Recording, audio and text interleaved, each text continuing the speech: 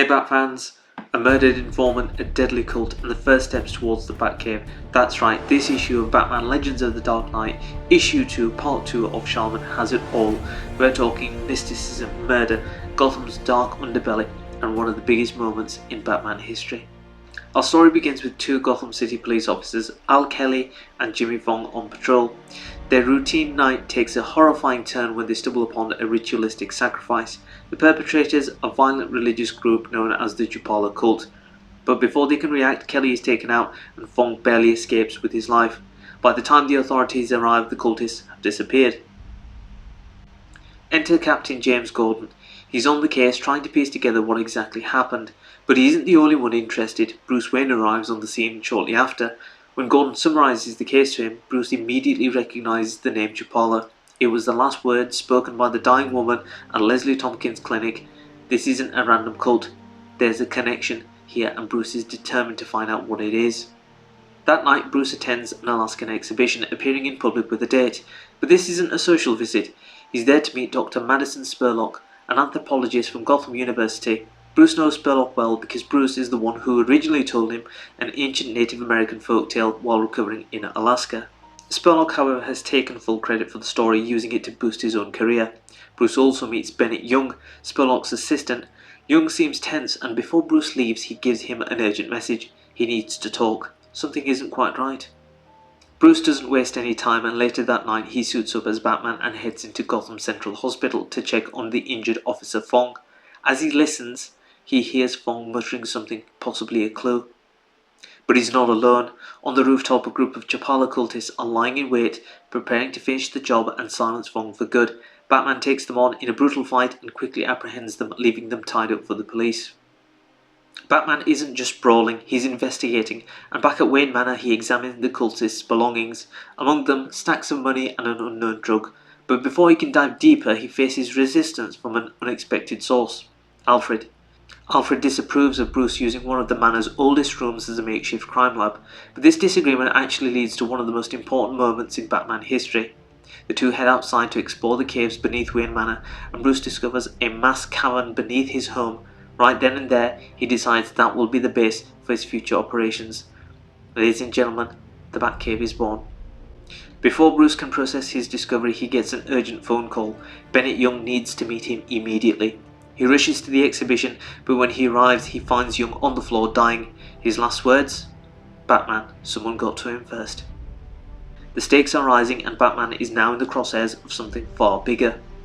Let's dive into some of the characters, starting off with Batman Bruce Wayne himself. This is a raw, developing Batman, still making mistakes, still shaping his legend. This issue highlights his relentless pursuit of the truth and the moment he first claims the Batcave. Up next we have James Gordon, not yet Commissioner, but already Gotham's only honest cop. His willingness to work with Bruce, even if he doesn't fully trust him, shows just how deep Gotham's corruption runs.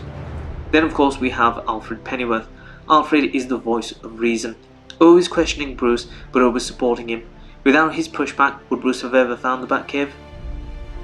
Up next we have Dr. Madison Spurlock, a classic academic opportunist. He steals indigenous knowledge and makes it his own. A small but real-world relevant villain. Then we have Bennett Young, a tragic figure. He knows too much, he tries to do the right thing, and in the world of the Dark Knight, you usually end up paying the price for that sort of thing, and this is classic noir storytelling. And finally we have the Chupala cult and their leader, a rare supernatural-leaning Gotham threat, and their Santa Prisca connection foreshadows something else in the Dark Knight's future. Alright Bat fans, let's get into the deeper layers of this issue. Shaman Part 2 isn't just a detective story, it's packed with symbolism, history and world building that makes Gotham feel even richer. Let's break down some of the big key themes, starting off with number 1, which is Batman's evolution. This is a Batman still learning. He's not the Dark Knight that we know yet, but he's getting there.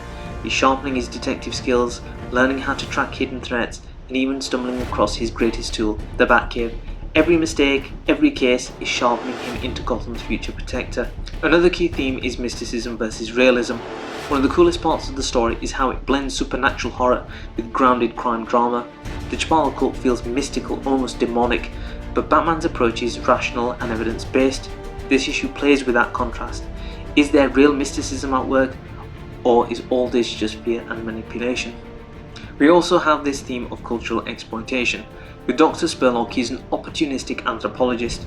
He steals a Native American legend, markets it as his own, and he profits off it. This is a sharp critique of academic exploitation, where people take knowledge and traditions from indigenous communities and rewrite them as their own. We also have Gotham's criminal evolution as well. We often think of Gotham's crime as just related to mobsters and supervillains, but Shaman shows us that there's something different, a hidden, global crime network. The Chapala cult has ties to Santa Prisca, a name that should sound familiar because years later Santa Prisca would give us one of Batman's most dangerous enemies, Bane.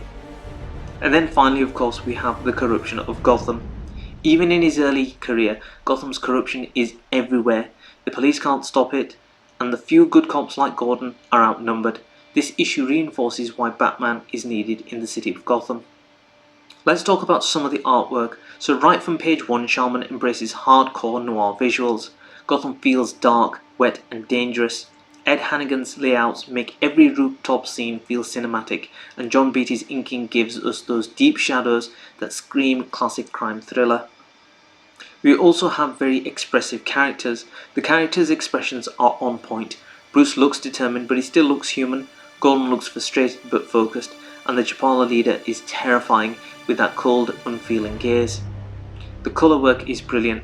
We get a palette of muted blues, deep blacks and earthy browns that give the story a haunting, almost dreamlike feel. It's not flashy, it's gritty, it's raw and it's unsettling. Perfect for a Batman story.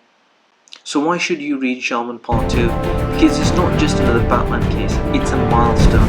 The issue gives us a thrilling detective story with a deadly cult and a murder mystery, a hidden gem in Batman's origin, the first step towards the Batcave, Gotham's global connections hinting at future threats like Bane. It also gives us a moody, atmospheric noir story with stunning artwork, themes of mysticism, crime, corruption that deepen Gotham's lore. So if you love deep, atmospheric Batman stories that expand his world, this is a must read. So if you've read Shaman Part 2, let me know what you think, or if you're planning to read it, also let me know. And if you love Bat breakdowns, hit that like, subscribe, and ring that bat signal, notification bell. And until next time, stay bold, stay Batastic, I'll speak to you soon.